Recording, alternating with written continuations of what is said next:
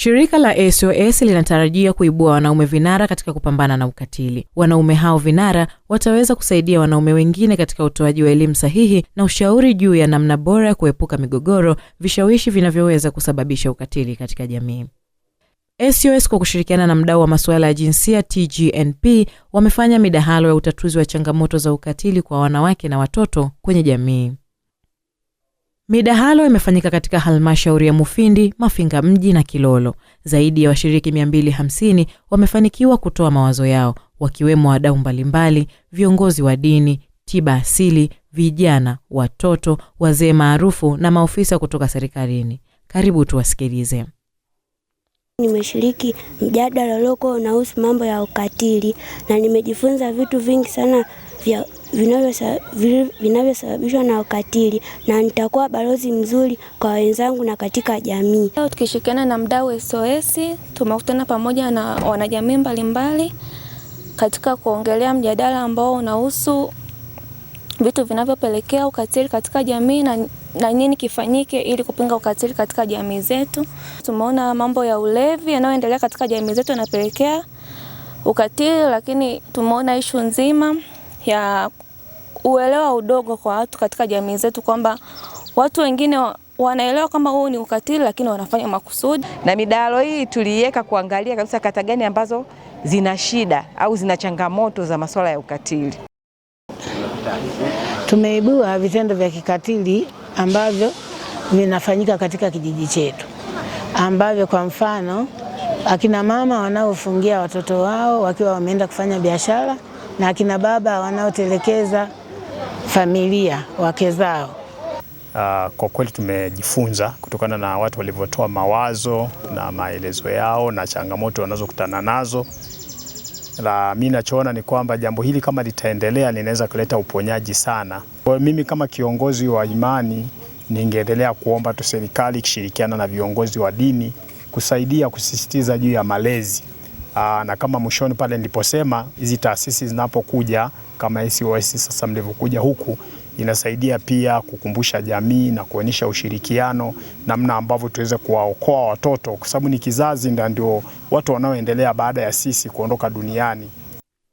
Ni mwaka wa pili katika utekelezaji mradi wa kuwezesha vijana katika afya uzazi na uchumi endelevu, na sasa SOS imejipanga kuhakikisha ushiriki wa mwanaume katika harakati za kupinga ukatili, na hizi ndizo changamoto zilizoibuliwa katika midahalo hiyo. Katika wiki hili nimefanikiwa kutembea na timu ya SOS kwenda field, kwenda wilayani Kilolo katika kata mbili na kuja hapa leo Mafinga, na ambayo tumeona kwa kweli kwa kiasi kikubwa ni ukatili uliokithiri dhidi ya wanaume, ambapo baadhi ya wanaume wanapigwa na wake zao, wanamwagiwa saa nyingine maji ya moto na wanakaa kimya wasemi. Lakini ukatili mwingine ni wa kiuchumi, akina mama wanachukua mikopo mingi ya vikoba na saa ya marejesho mume ndo anashirikishwa. Lakini changamoto zingine ambazo tumezikuta ni ukatili uliokithiri kwa watoto, kwa sababu pia kina mama hao katika baadhi ya maeneo wanatelekeza familia, wanaacha watoto peke yao na kina baba. Hao watoto wanakuwa nakosa mahitaji, kwa hiyo kunakuwa na utumikishwaji, wanaanza kufanya kazi ngumu kama kubeba mbao ambazo ni nzito kwa umri wao.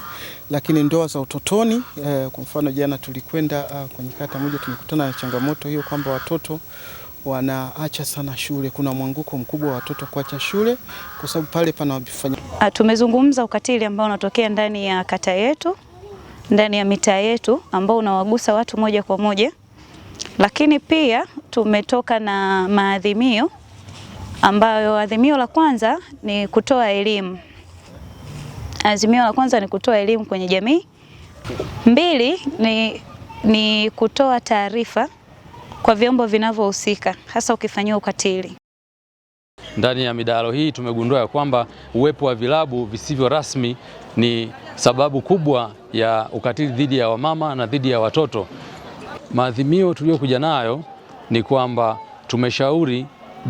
tumeshauri uongozi, kuanzia uongozi wa mtaa, viongozi wa vijiji na uongozi wa kata wakae mezani na kamati zao za ndani waweze kuweka mifumo ambayo ni rafiki kwa ajili ya kufunga vile vilabu visivyo rasmi na kubakiza vilabu ambavyo ni rasmi vyenye leseni za biashara ya vileo vya kienyeji. Pambano dhidi ya ukatili sio la mtu mmoja, sio la jeshi la polisi au serikali ya mtaa au serikali kwa ujumla peke yake. Mapambano haya ni yanahitajika kwa jamii nzima, mimi, wewe na kila mtu kwa ujumla.